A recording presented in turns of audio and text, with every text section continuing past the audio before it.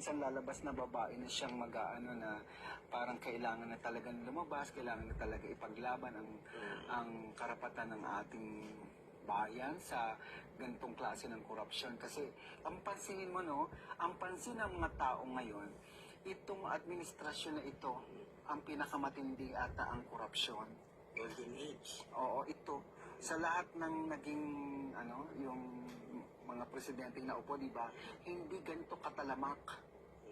Ito yung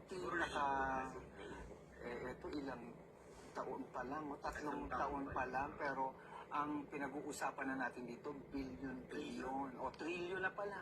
So, di ba, trillion. Kasi O, ipunin diba, mo yung billion. kumbaga parang saan napunta nga talaga ang pera ng bayan? Dapat ito napagawa nila ng ospital, di ba? O kaya paaralan, o yung mga talagang tama ba talaga? Kaso ang mga nakinabang talaga, yung mga talagang magnanakaw talaga na yan. Dapat talaga maparusahan. Sa tingin mo may mapaparusa? May Dapat magkaroon talaga. Pag hindi, wala, ay wala. Sabi mo,